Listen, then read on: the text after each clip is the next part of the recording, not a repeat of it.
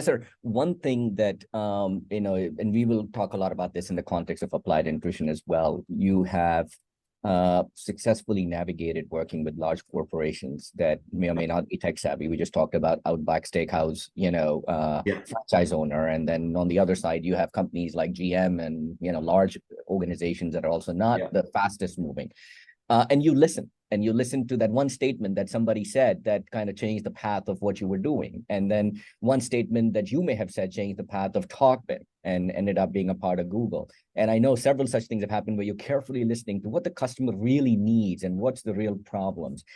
On the other side, I often see young founders or first-time founders, the minute they say they have a meeting with Google, they freak out. They're going to steal everything. We're not going to say anything. I don't know what's going on. How do you advise people as they're early on in their startup journeys and they have the opportunities to meet with the customers and meet with the partners and meet with potential acquirers? How do you navigate that to make sure that you're actually having a real conversation versus some bullshit presentation that you put together, the night before? Yeah, so at the high level, I think a founder is really made not when they decide to start a company or they even raise millions of dollars or tens of millions of dollars. The founder's really made is when they get feedback from the market and they interpret it correctly. And that's a very ambiguous thing. And so you have lots of people who are like, oh, I raised whatever, 50 or $100 million. And it's like, well, it doesn't make you a founder. Like that you sold some stock. And that's not actually founding anything. And so I can't underline enough that concept of listening is a huge, huge, huge, huge thing. And then you have to somehow use your brain to make sure you're listening to the right things and not the wrong things. Now, in terms of like that practical advice, if you deal with big companies, there's a lot of subgroups in there. If you're talking to if you're a software company, you're talking to a non-technical large company, the chance of them stealing it is slim to none because they don't have the capability. In our universe, we sell actually to technical companies. I mean, all of our buyers are engineers and they tend to write lots of software and they tend to be the most savvy people. Like a large percentage of our user base of our tools are PhDs, like a significant double-digit percentage. So they absolutely know how to build the software that we know how to build. So you have to, or at least can conceive it. Maybe they can't put together the team, they don't have the resources. We've spent literally hundreds of millions on our tools now. And so, there's that. And then the third bucket is so if it's non-technical, don't worry about it. They're not going to be able to steal it. If they are technical, you have to be careful. In applied history, both Uber and Lyft, we pitched them their self-driving teams, which I'm not sad that they don't exist anymore because they both stole our ideas. I mean, we did these long technical deep dives. And then like they just built the stuff in-house. And I still know specifically the names of the people who we pitched who then turned around and then we're not holding that against them, but one of them I've seen before at a Lux event. So the next time I see him at a Lux event, now that he's not in the industry, I'm going to be like, I wasn't an idiot. I knew what you were doing. Like I'll pretend to be an idiot just so you can, humor yourself and your ego, but I'm not an idiot. But that happens. Absolutely. That happens. So, but what other choice do you have? You got to get traction. So you got to take that risk. That's just the reality situation. So in hindsight, would we pitch level 5 and we pitch Uber ATG? We had to. We needed information. Even if that information is they're not going to buy from us because they're going to copy. That's information. That's data that you use to change your strategy. Yeah. The key point here is all data is good data because it changes your strategy. Right? You can't live in some ignorance or keep all of our values can be boiled down to 2 words: radical pragmatism for the company. And so you need a high clock rate.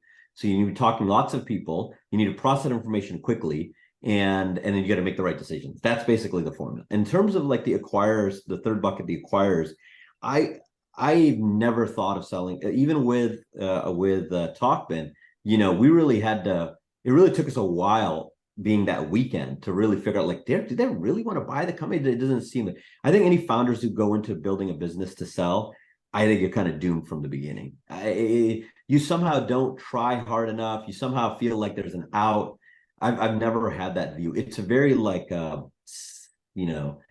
deep thing. I think you have to be building a business for the business to sustain itself.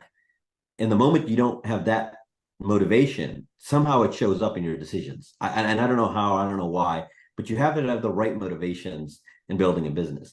And there's probably a more fundamental question, like, why should you even build a business? Like, this is like a very, very simple question, but it's very important for everybody, especially within our community, to recognize this is how you create wealth. Full stop. There's no other way. Working for a multinational and making Coca-Cola's price ticker go up because you work in the Pakistan, the Pakistani whatever branch, or the General Motors branch or Toyota branch of Pakistan, that actually doesn't actually sustain the community. It sustains your family, sustains you, which is fantastic, and it does create jobs that are local, which is good. But the money is fundamentally going to the whoever owns that company, and that tends not to mean Pakistan, it's a multinational. So the key takeaway, and one of the big insights I had early on, is wealth is really only created through this creative process. And that really means today's vernacular is founding a company and being the owner of the company. And another mistake that I think lots of non-American and specifically non-Silicon Valley founders make is they hoard that equity and they don't actually incentivize their employees through ownership.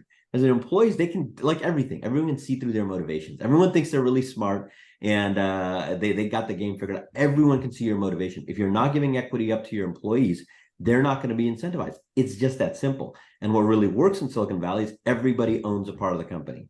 And so even in Applied, there's probably 50, 100 millionaires now. I mean, a significant number, probably more to 100, closer to 100 than 50, because they own a part of the company. And so if there's any takeaway you get from the talk, which is the way you fundamentally create wealth is you start something.